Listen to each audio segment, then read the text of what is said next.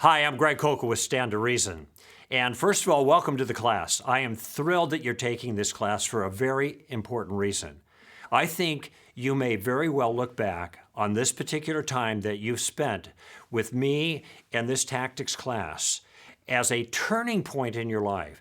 That is, as a time when everything changed for you in the way you engage other people about the gospel of Christ. This is what happened to me 10 or 15 years ago when I began to use these tactics more effectively. And I have taught this to thousands of people, literally. And everywhere I go, people come back to me and they tell me, this changed my life. This training, this teaching, this approach to engaging people with the claims of Christ has absolutely changed my life. So I have a great expectation that this is going to be the same for you. And so I encourage you, don't miss a single session if you're going to do this as a group. It's that important. Now, the reason that you're going to be a different person, things are going to change for you because of this course, is because I'm going to provide for you something that has been missing in your training so far. I get a chance to speak at a lot of conferences. There are conferences where a lot of people go to them and a lot of smart guys are doing the teaching, okay? And they bring lots and lots of good information, and that's fabulous. We need it. And in fact, there's hardly a challenge that has been made on Christianity that hasn't been addressed by some really thoughtful person and dealt with, so we don't have to be afraid of anything. But there's a problem with these conferences, and the problem is, well, it reminds me of the Far Side cartoon where the guy's at a class, and it's a math class, and all the equations are on the board, and the student raises his hand and he says, "Professor, can I please be excused? My brain is full." You ever had that situation where you're just overwhelmed with all of the information? It's great, the information that's being given, but there's something missing. And the thing that's missing is a bridge from the content to the conversation, a bridge from the scholarship to the relationship. How do you take all of that stuff that you've been learning and get it in play in a productive way in a conversation? And that is the missing piece that I want to give you in our time together. So here's what I have in mind for our first session together. First, I want to define tactics. I want to tell you what they are, how they're used, and I want to warn you about a danger in using a tactical approach, okay? The second thing that I want to do is I want to suggest a significant change in the way you approach what we usually call evangelism, okay? A different way of looking at it. The third thing I want to do is I want to introduce you to the first and the most powerful apologetics tactic, the one that really is the very core of our game plan. And what I'd like to accomplish in the process is not to just give you more information. I want to make a contribution in your life to help produce a certain type of person. Now, I call that an ambassador for Christ. An ambassador for Christ is somebody who has three essential skills. First of all, they know some things. Every ambassador has to have a basic knowledge of the thing that the sovereign wants to communicate through that ambassador, okay? So they need knowledge, an accurately informed mind, okay? But it's not just enough to have the knowledge. They have to have a means of communicating that knowledge that is effective. So I call that wisdom, an artful method. But if you have the knowledge and you have the method, but it turns out you're a drunk or a womanizer or just plain rude, you can see now how a person's character is going to undermine the message. So the third issue is character. You have to have an attractive manner. This course focuses in principally on the second element of being a good ambassador, the tactical skill of engaging people in conversation. So let me pause for a moment and talk about the difference between tactics and strategy. You hear these terms being used in military circumstances and conversations and the like. There is a difference between the two of them, and especially as we engage other people with the claims of Christ, we want to think of these two different things. A strategy kind of involves the big picture. And the way I look at that with regards to our circumstance as Christians is the big picture involves all of the information that we have to make our case. Whether we are defending against a challenge to Christianity, we call that sometimes defensive apologetics or negative apologetics, if you will, or whether we're making a positive case for Christianity, and some call that positive apologetics. In either case, we have the goods. We have the best content, the best information. We have the best worldview, the one that makes best sense of reality. And so we have the goods. That's the big picture. But how do we get the goods into play in a conversation with people? And this is what I was talking about a few moments ago when I talked about the bridge.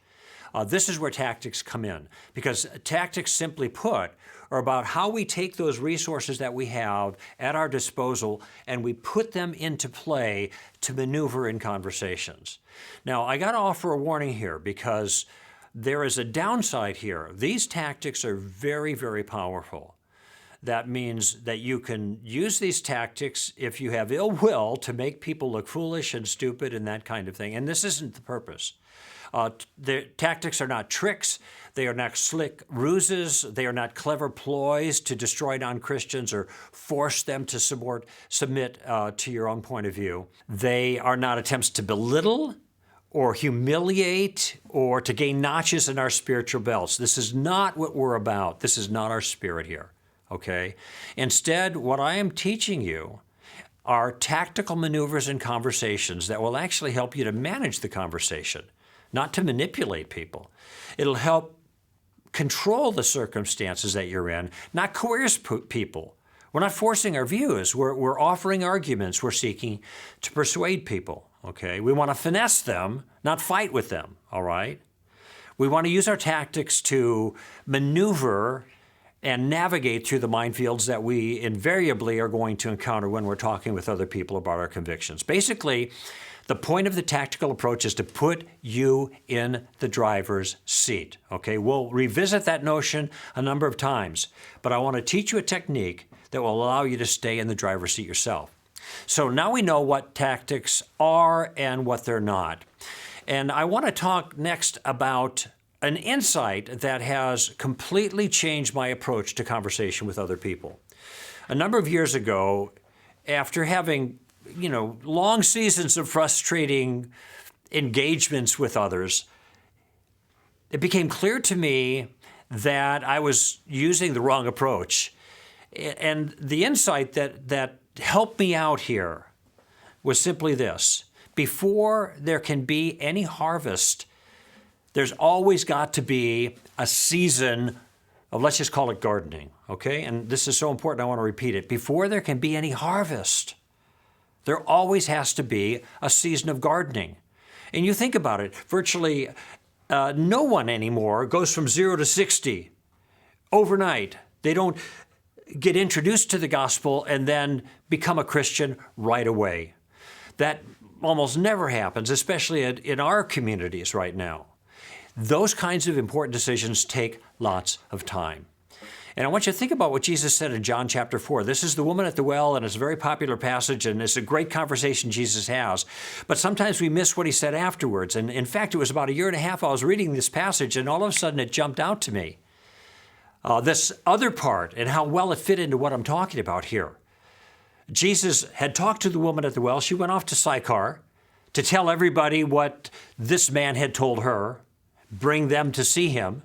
The disciples came. They were out getting food. Jesus says to them, you are about to reap where you did not sow. In other words, there are other people who did the heavy lifting. You're going to get the easy pickings. He said, and in fact, he said, you say there are 6 months or 4 months, and then comes the harvest. He said, look, the field is ripe for harvest, and he's probably indicating that particular field. I don't think he meant that every field is always ripe for harvest, but that field was. And he's probably referring to the white robes coming across the field right then, being led by the woman at the well. And then he says this, so that the one who reaps and the one who sows can rejoice together. Do you see that? There are two different kinds of workers. There are sowers and there are reapers. There are two different seasons. There are sowing, gardening, if you will, and reaping. But there's one team.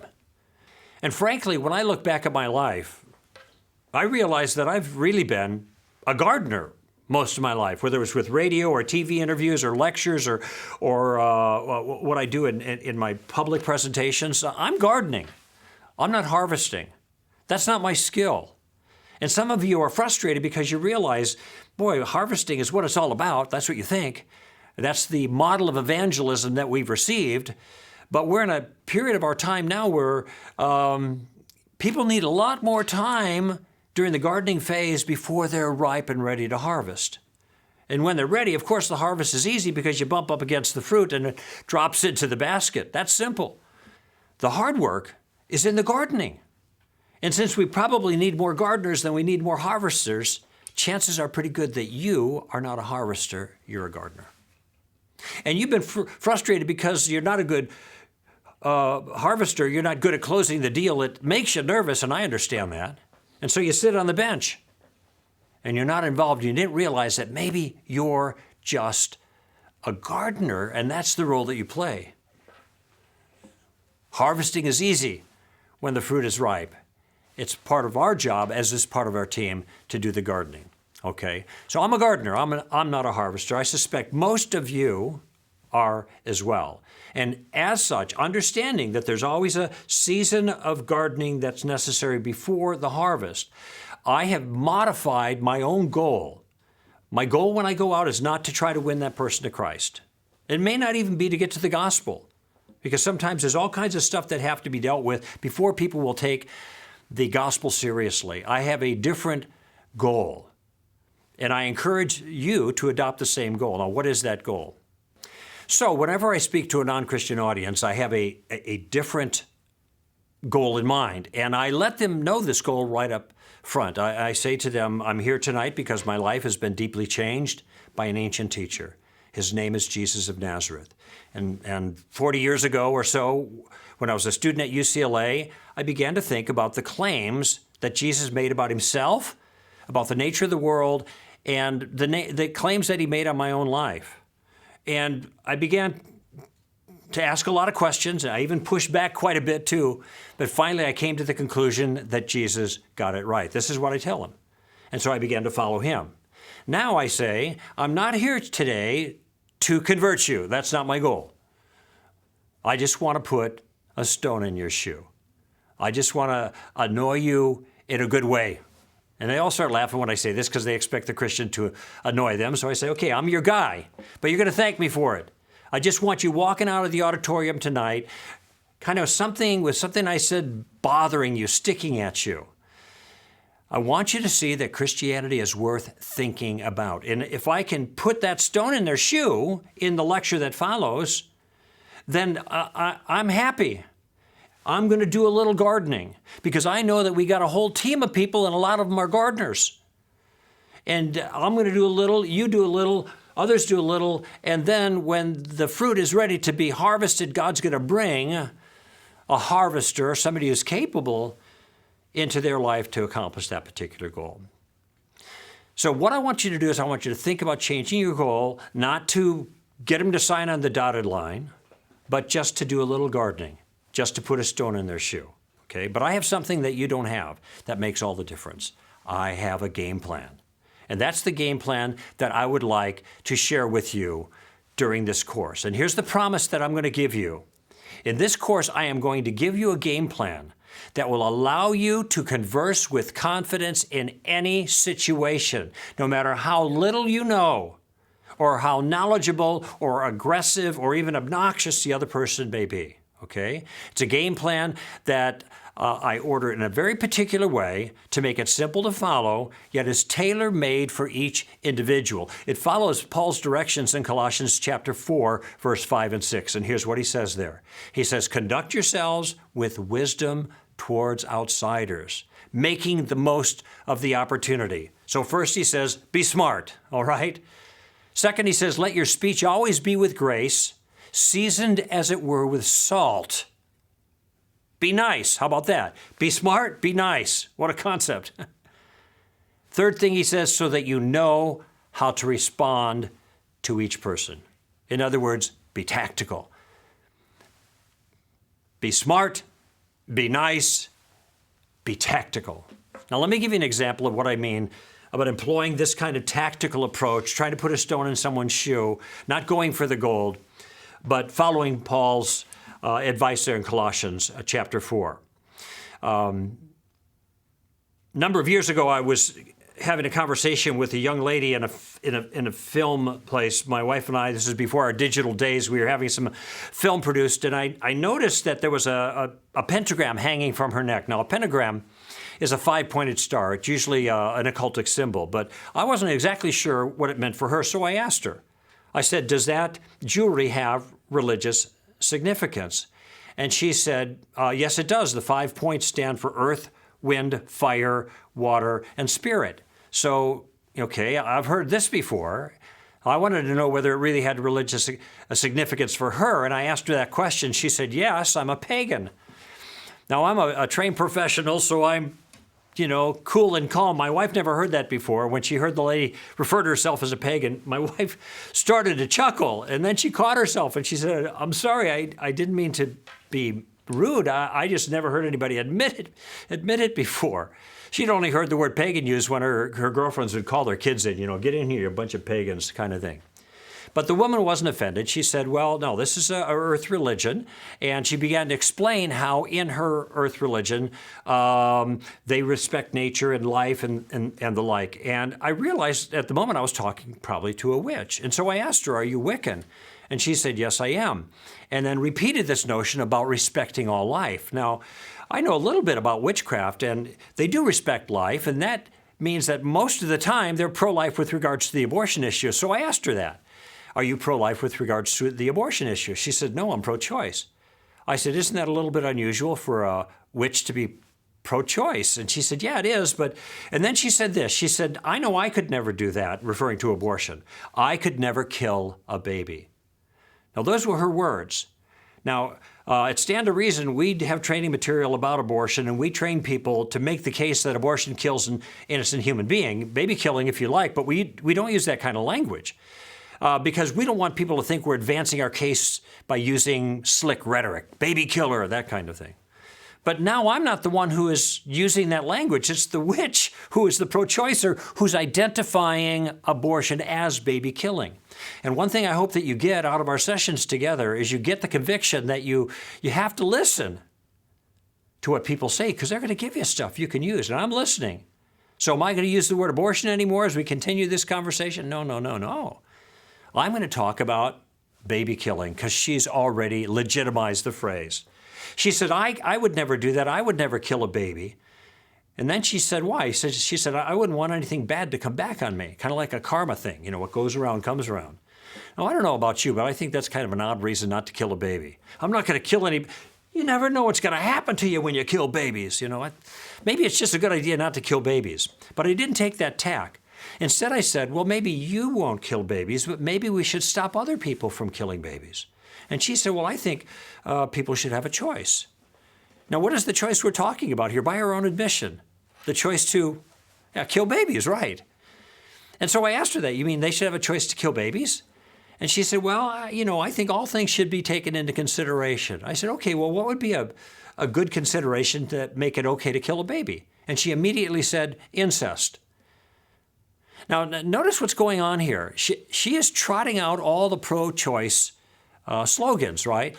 But she's not thinking about it because she's already identified abortion as baby killing, so all of the pro-choice slogans are now slogans in favor of baby killing explicitly.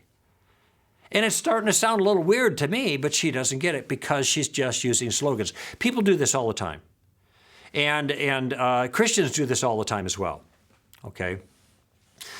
So I wanted to get her off her stride a little bit. I'm asking questions. Finally, I said, let me see if I understand your view. If I had a 2-year-old that was standing next to me right now who had been conceived by incest, on your view, then I should be allowed to kill this baby. Now, this question stopped her in her tracks. And she thought about it for a moment, and then she said, well, I'd have mixed feelings about that. Now, she meant it as a concession. I said, I hope so, at least mixed, She said it as a concession. But it got her thinking, and I noticed that the line is growing behind me, okay? So I realized that now I am interfering with her work product. And had I been of a different conviction, I might say, look it, folks, I haven't gotten to the gospel yet. Sit down, listen up, maybe you'll learn something. But I didn't do that. I realized that I'm a gardener. I do what I can. I put a stone in her shoe, and then I move on and trust the rest to the Lord. And that's what I did there. Now, I want you to notice something about that conversation. In that conversation, I asked 9 different questions. I used questions to begin the conversation, to gather information from her. I used questions to exploit what I thought was a weakness I saw in her view, her inconsistency. I also tried to show the natural consequences of her view. On her view, I should be allowed to kill this little child who had been conceived by incest. And, well, I like to say she was doing all the work because I wasn't doing any work. I was relaxed. But it turns out she wasn't doing any work either.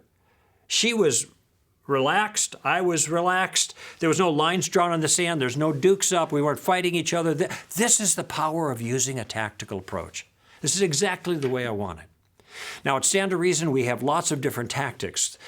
We have tactics with names like Steamroller and Taking the Roof Off and Just the Facts, Ma'am and Suicide. But there's one tactic that really is the core of the game plan. It's the best tactic that I've ever used. It can be used with other tactics, but it's the easiest tactic imaginable to stop a detractor in their tracks, to turn the tables, to get them thinking, and to put you in the driver's seat of the conversation. And remember, that's the place we want to be when we talk about tactics. We want to be in the driver's seat. And the tactic has a name, and the name is Columbo. Named after the famous Lieutenant Columbo, who always showed up at the crime scene wearing a trench coat like this, all wrinkled and messed up, looked like he slept in it. Maybe he did. I don't know. I got mine at a Salvation Army. So if you ever get something that's Salvation Army, my wife taught me always check the pockets because you never know what you're going to... Wait a minute. Oh, my gosh. Look at that. A cigar. See? Lieutenant Columbo, he always has a cigar. Look at it. This is just a plastic one, so don't worry. All right? No problems here. I actually hate cigars. Whenever I find one, I always destroy it by fire. Completely. I don't want anybody to stumble. Anyway, so Lieutenant Columbo shows up. He also has got a pad of paper, right? But he can't use his pad of paper. Why not?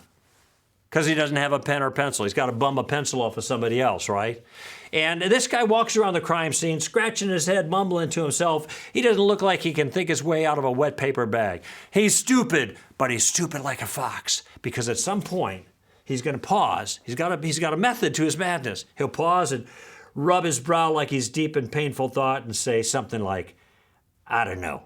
There's something about this thing that bothers me. Do you mind if I ask you a question? And he asks the question, right? And then he gets the answer. You're very intelligent. And one more thing.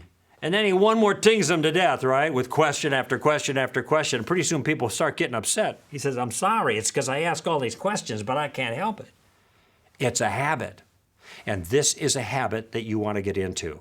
The key to the Columbo tactic is that the Christian goes on the offensive in an inoffensive way with carefully selected questions to advance the conversation. Let me say that again because it's so important. The key to the Columbo tactic is that you go on the offensive, but you do it in an inoffensive way with carefully selected questions that could advance the conversation. Now, why questions? Well, for one, questions are polite. You ask questions of people, you draw them out, okay? Interested is interesting, basically.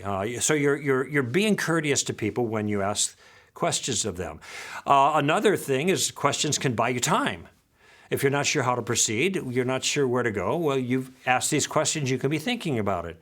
Another thing is questions get you valuable information, so you know which direction to go.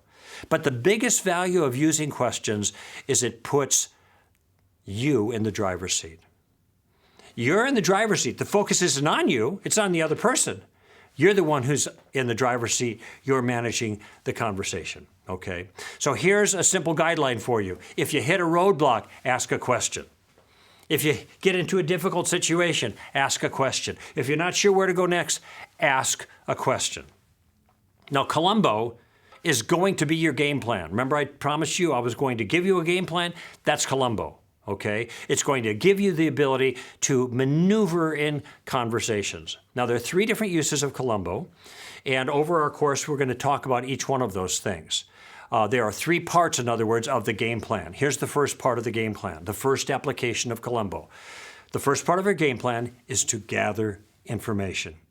Remember when Columbo comes on the crime scene, he's got to gather information to be able to solve the crime, right? And that's the same thing that you're going to do. I want to emphasize this because I don't want you to get ahead of yourself.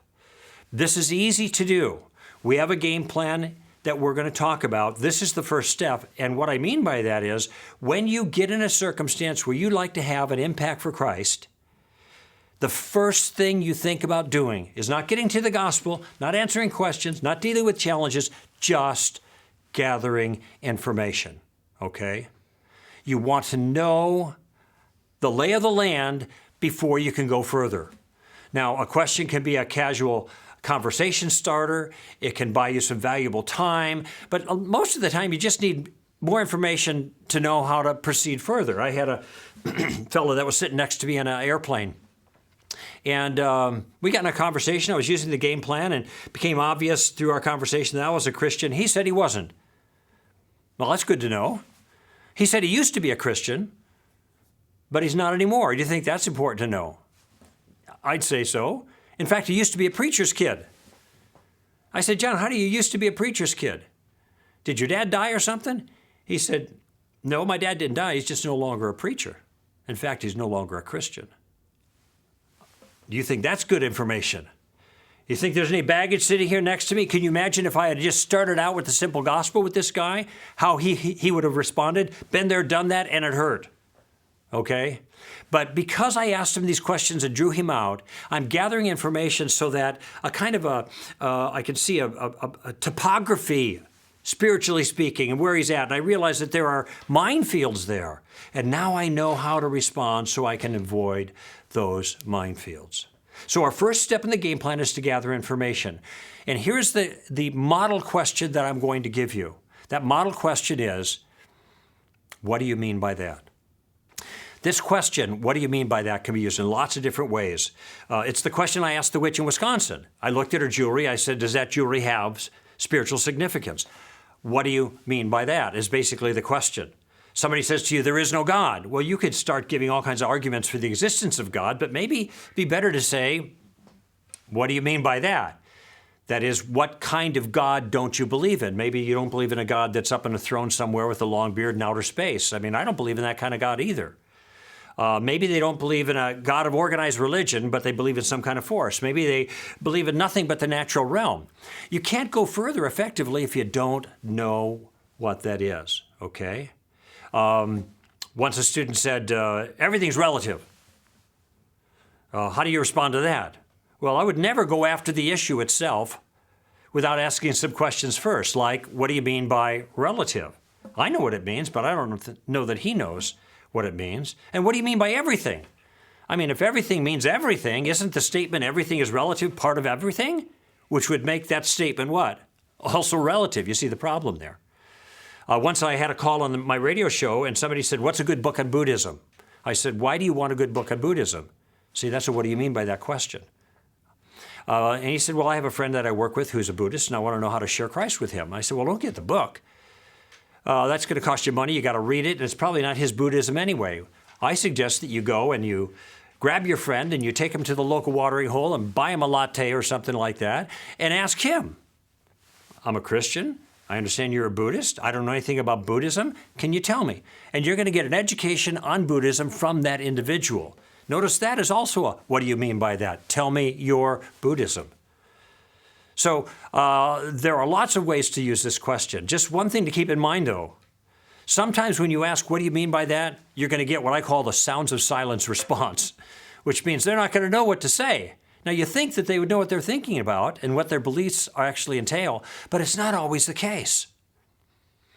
Sometimes they don't know, and you're giving them an opportunity to clarify their view. And they won't be able to advance their view based on ambiguity now because you're drawing them out with this question. It's a question you can ask all day long until the cows come home and there's no pressure on you at all. If there's any ambiguity in the response, go ahead and ask more questions. Have them spell the issue out for you if they can. A great example of this is the problem of evil. It comes up all the time, okay? And it catches Christians flat-footed. It's a great spot for your first question. People say, what about all the evil in the world? I say, what about it? Well, doesn't that create a problem for you? Well, what exactly is the problem? You see how what I'm doing is I'm just parrying for a moment and forcing them to be more clear about their own objection. Now, you might be thinking, well, I can ask those two questions. I don't know where to go from there, and there is more detail there. But I'll tell you, when I get into it a little bit, there's a problem with the problem of evil as an objection against Christianity. Because at some point, I'm going to ask, what do you mean by evil? And I know what they're going to say. They're going to talk about murders and rapes and tortures and that kind of stuff. And then I say, wait a minute, you just gave me examples of evil. You didn't tell me what you meant by evil. Why would you give those things as examples of evil and not something like kindness or mercy as examples of evil? So what my questions are meant to do at this point, just the first question, is to get to the core of what they mean by evil. And somewhere down the line, they're going to say, well, it's because things aren't the way they're supposed to be. Now, it might be occurring to you that if there is a way that they are supposed to be, there's got to be a supposer for that, which is starting to lean towards the existence of God on this issue. I don't have time to develop this anymore, but what I want you to see is even on a tough issue like the problem of evil, you can start leading with those first information gathering questions. What do you mean by that, or some variation? And it can really give you an advantage. Gives you more information, it gives you time to think, it gives you an opportunity to reposition yourself in the argument in some way. Look at what you can accomplish with this first step of the Columbo tactic, which is the first step of our game plan. First, it immediately engages the non-believer in an interactive way. That's great. Okay. Second, it shows a genuine interest in the other person's view. That's polite. Third, it forces that person to think more carefully about exactly what he does believe. Fourth, it gets you a free education. And finally, think of it, there's no pressure on you. You're in the driver's seat, okay? This is something very simple to do. So here's what I want you to do. This next week, I want you to focus in your conversations with other people that you hope will have a spiritual impact. I want you to focus simply on Columbo question number 1. Be a student. Be a student of other people's point of view. Okay, so what did we cover in our first session together? We talked about restoring that missing piece, right? That piece that goes from the content to the conversation. And if without that piece, conversations are going to be difficult. How do you get started? We've talked about that particular issue. Next, we talked about the tactical approach in general, the skill of maneuvering in conversations, and how important that skill is for us to be good ambassadors for Christ with knowledge, wisdom, and character. The third thing we said is I suggested that you rethink your approach to this whole project, to think of yourself as a gardener, not a harvester, and to modify the goal, therefore, in your conversations. So you're not worried about trying to get to the end of the game, get people to sign on the dotted line. That might happen in some cases, but you'll see. Don't worry about that at first. Just simply try to what? Put a stone in their shoe. Try to get them thinking. Maybe move them forward just a little bit if you can. And finally, I introduced you to the game plan that will help you accomplish that goal. I call it the Columbo tactic. That is using questions to move gracefully in any conversation. Keeps you relaxed, keeps you protected. So the first step of the game plan, you gather information, use some form of the question, what do you mean by that? Simple. You can do this. Now, in our next session together, I'll introduce you to the second step of the game plan. See you then.